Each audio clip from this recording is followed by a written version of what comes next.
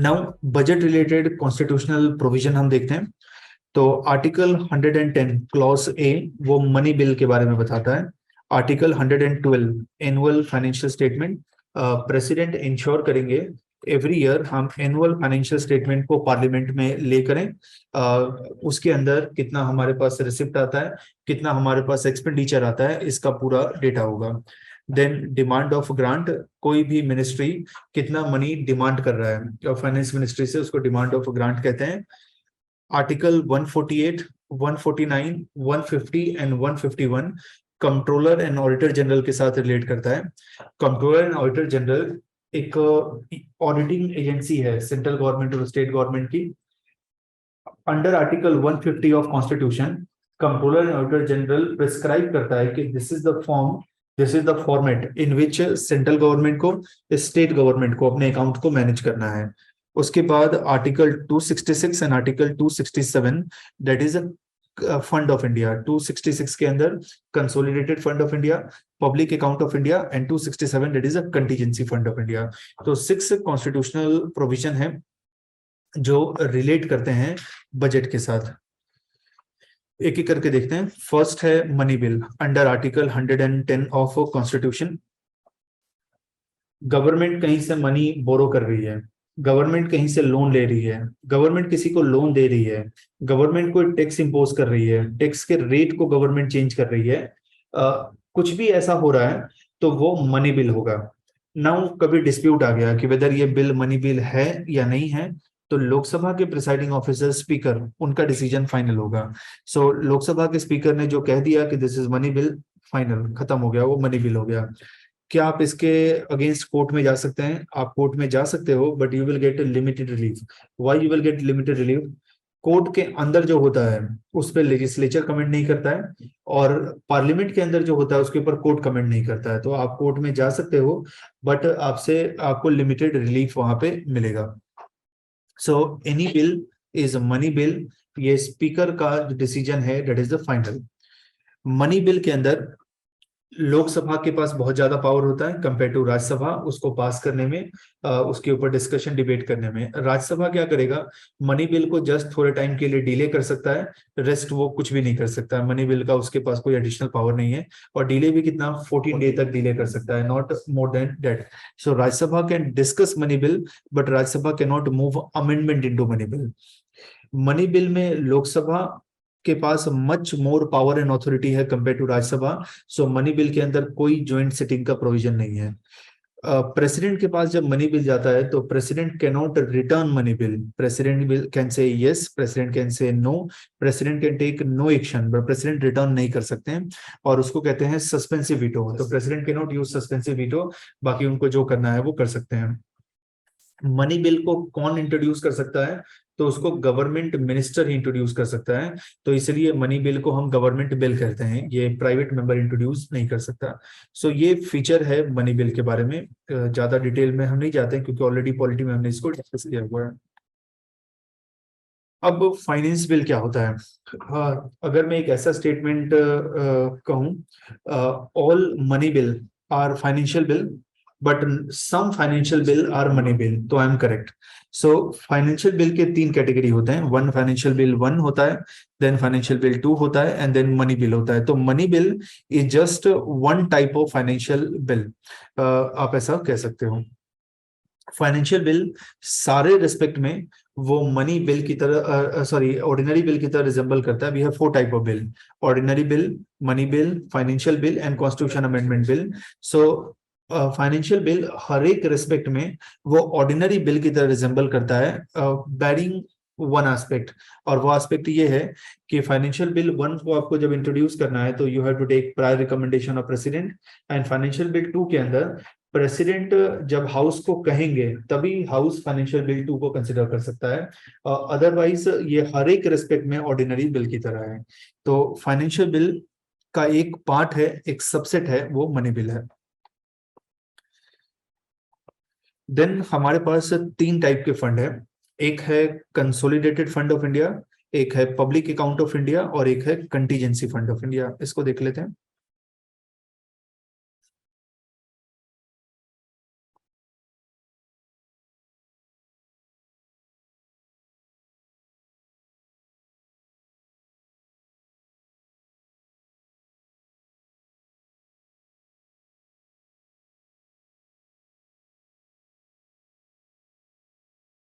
Consolidated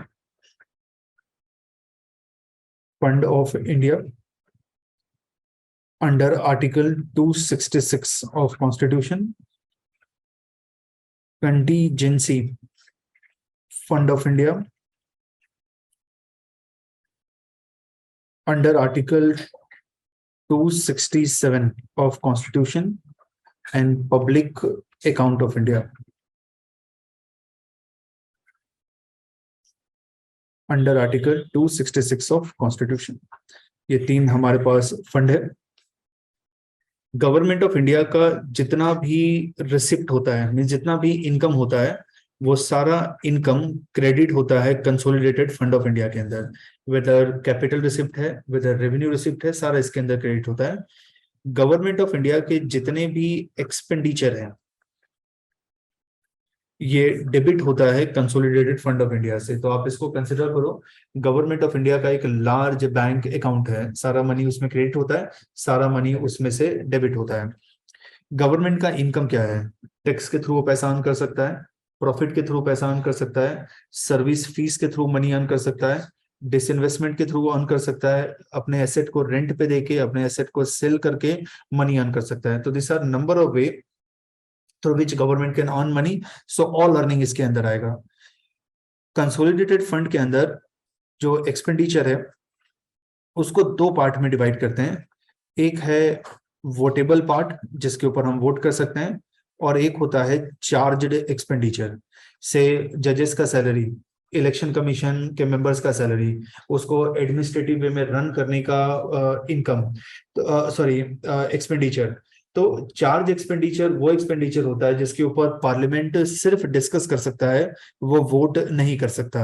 तो जो essential office है, जैसे प्रेसिडेंट के ऑफिस को रन करना, यूपीएससी को रन करना, कैग को रन करना, उसके लिए चार्ज एक्सपेंडिचर से मनी आता है। वोटेबल पार्ट, जिसको पार्लियामेंट डिस्कस कर सकता है, डिबेट कर सकता है, वोट कर सकता है, इंक्रीज कर सकता है, डिक्रीज कर सकता है, जो चाहे वो पार्लियामेंट कर सकता है। इंडिया का पूरा नाम है Republic of India. So who is ultimate boss in India? That is Janata, public ultimate boss है।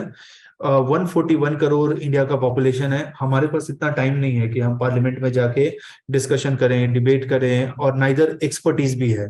तो हमने अपने एजेंट को, अपने रिप्रेजेंटेटिव को वहां पे भेज दिया है, that is member of parliament को, और हमने कहा है कि आप हमारे बिहाफ पे काम करो। एवरी 5 ईयर हम आपको इवेलुएट करेंगे, अगर आप ठीक से काम नहीं करोगे तो हम किसी और को इलेक्शन जिता के भेज देंगे। तो कंसोलिडेटेड फंड ऑफ इंडिया के ऊपर पूरा का पूरा कंट्रोल है, पार्लियामेंट का कंट्रोल है। पार्लियामेंट को जब भी इसमें कुछ भी चेंज करना होता है तो पार्लियामेंट में डिस्कशन होगा, पार्लियामेंट जब पास कर देगा, अप्रूव कर देगा, तभी इसमें कुछ हम चेंजेस कर पाएंगे, वेदर वो रिसिप्ट साइड है और वो एक्सपेंडिचर साइड है। तो अल्टीमेट अथॉरिटी पार्लियामेंट है, पार्लियामेंट का अप्रूवल चाहिए। तो क्रेडिट सिंगल रुपी और to withdraw single rupee from it, parliament का अप्रूवल चाहिए। नाउ पार्लियामेंट का अप्रूवल कब होगा? जब पार्लियामेंट सेशन में होगा। लोकसभा भी सेशन में होना चाहिए, राज्यसभा भी सेशन में होना चाहिए, तब हम कहते हैं पार्लियामेंट सेशन में है। लेकिन लोकसभा सेशन में है, राज्यसभा सेशन में नहीं है, या राज्यसभा सेशन में है, लोकसभा सेशन में नहीं है, या दोनों हाउस सेशन में नहीं है, तो इसको हम रेसेस कहते हैं। तो जब पार्लियामेंट सेशन में होगा तभी तो हम कंसोलिडेटेड फंड ऑफ इंडिया में से पैसे विड्रॉ कर पाएंगे या डालेंगे। तो कंटीजेंसी फंड ऑफ इंडिया, इसको कोई अर्जेंट सिचुएशन के लिए हम यूज करते हैं।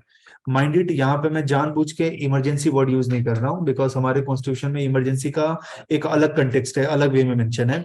तो कोई अर्जेंट हो गया, जैसे कि कोविड-19 आउटब्रेक हो गया, तो अब उसमें हम ऐसा तो नहीं कह सकते ना कि कोविड प्लीज आप 10 दिन रोको, हम पार्लियामेंट का एक सेशन बुलाते हैं, पार्लियामेंट में डिस्कशन करेंगे, डिबेट करेंगे, एंड देन वैक्सीन के लिए मनी रिलोकेट करेंगे, तब तक आप आराम करो, चाइना से, हांगकांग से, कहीं से भी घूम के आ जाओ, बट इंडिया में से जाओ।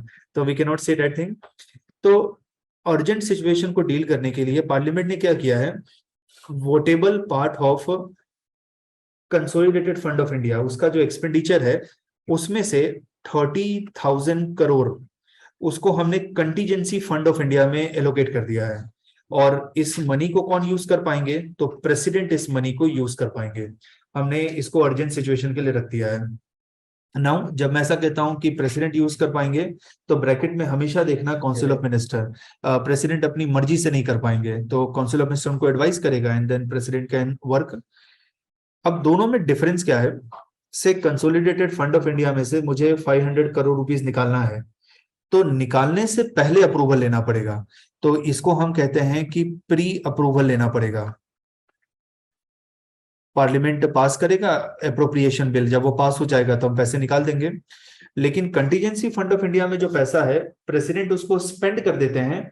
जैसे अभी 30,000 करोड़ है, उसमें से प्रेसिडेंट ने 3,000 करोड़ को स्पेंड कर दिया, तो अब इसमें बचा कितना, 27,000 करोड़ बचा। तो अब क्या करेगा पार्लियामेंट, इसमें 3,000 करोड़ का और इसमें टॉप अप करेगा, इसमें ऐड कर देगा, ताकि हमेशा इसमें 30,000 करोड़ बना रहे। तो इसमें पैसे स्पेंड कर दिए, उसके बाद पार्लियामेंट का अप्रूवल चाहिए, तो इसमें पोस्ट अप्रूवल चाहिए। यानी कंटीजेंसी फंड ऑफ इंडिया में जो भी पैसे इन्वेस्ट किए, तो that is simple like audit की तरह है या पोस्टमार्टम की तरह है। पैसे आपने स्पेंड कर दिए, उसके बाद पार्लियामेंट उसके ऊपर देखेगा कि ठीक था या नहीं था, पहले नहीं देखेगा। लेकिन कंसोलिडेटेड फंड ऑफ इंडिया में पहले हम देखेंगे। उसके बाद पब्लिक अकाउंट ऑफ इंडिया है। से अभी मैं कंपनी में जॉब कर रहा हूँ और मेरे सैलरी में से एवरी मंथ 1,000 रुपीज डेबिट हो रहा है, और ये PFRDA provident fund regulatory development authority के पास जा रहा है, और ये मेरे फंड को मैनेज कर रहा है। अब मैं 30 ईयर के बाद जब रिटायर हो गया, रिटायर होने के बाद मैं PFRDA के पास जाऊंगा, मैं कहूंगा कि आप मेरे पैसे को रिटर्न करो। तो PFRDA करेगा कि देखो कि आपने 30 ईयर्स में एवरी मंथ आप 1,000 रुपीज दे रहे थे, एक साल का 12,000 हुआ, एंड 12,000 मल्टीप्लाई बाई 3, तो आपका 3.6 लाख मनी एक्यूमुलेट हो गया। लो 3.6 लाख, तो मैं कहूंगा ये तो बहुत कम है, इतना कम पैसे का मैं क्या करूंगा। तो PFRDA क्या करेगा, आपके मनी को इन्वेस्ट करेगा, सो डेट आपका मनी ग्रो हो। अगर वो आपके मनी को इन्वेस्ट ही नहीं करेगा, तो आज जो 1,000 रुपीज आप सेव कर रहे हो, 30 ईयर के बाद उसका कोई वैल्यू नहीं है, अगर इन्फ्लेशन को आप काउंट करो तो ये आपके मनी को इन्वेस्ट करेगा। लेकिन जब ये आपके मनी को इन्वेस्ट करेगा ग्रो करने के लिए, तो उसमें रिस्क भी तो इन्वॉल्व है। से आप 30 ईयर के बाद जाते हैं और जितना पैसा आपने सेव किया उतना ही PFRDA देता है, तो कोई फायदा नहीं है। या आप जाते हो, PFRDA कहता है कि सॉरी, हमने सारे पैसे को किसी शेयर में इन्वेस्ट किए हैं, वो कंपनी डूब गई, कंपनी लॉस में चली गई, कोई बात नहीं, आप मतलब इस जन्म में तो हो गया, नेक्स्ट जन्म में अच्छे से अर्न करना और PF में इन्वेस्ट मत करना, तो आपके पैसे बच जाएंगे। तो यहाँ पे इन्वेस्टर के सारे पैसे लॉस होने के भी चांसेस हैं, इन्वेस्टर को कुछ भी गेन होने के चांसेस नहीं है, या अच्छे से इन्वेस्ट करे तो बहुत ज्यादा गेन होने के भी चांसेस हैं। तो ये जो मनी है वो डिपॉजिट नेचर का है, तो इसको गवर्नमेंट इस तरीके से यूज करता है कि कैलकुलेटेड वे में रिस्क लेता है, ताकि लॉस ना हो, क्योंकि लॉस होगा तो पीपल विल बी वल्नरेबल। तो यहाँ पे जब भी हम मनी इन्वेस्ट करते हैं, तो हम लोगों से पूछ के इन्वेस्ट करते हैं कि बताओ हम कहाँ इन्वेस्ट करें, कैसे इन्वेस्ट करें। तो इसके लिए हम हाइब्रिड इन्वेस्टमेंट करते हैं, और हाइब्रिड इन्वेस्टमेंट है, पार्टली हम डेब्ट में इन्वेस्ट करते हैं, पार्टली हम इक्विटी में इन्वेस्ट करते हैं। सो डेब्ट मीन्स किसी को लोन देना, और इक्विटी किसी के शेयर में इन्वेस्ट करना। तो ये किसके कंट्रोल में रहता है, तो ये फाइनेंस मिनिस्टर के कंट्रोल में होता है, गवर्नमेंट ऑफ इंडिया, और वो इसको इन्वेस्ट करता है। तो 3 हमारे पास फंड है, और तीनों फंड का कंट्रोल अथॉरिटी डिफरेंट है, एक का पार्लियामेंट है, एक का प्रेसिडेंट है, और एक का executive that is finance minister है।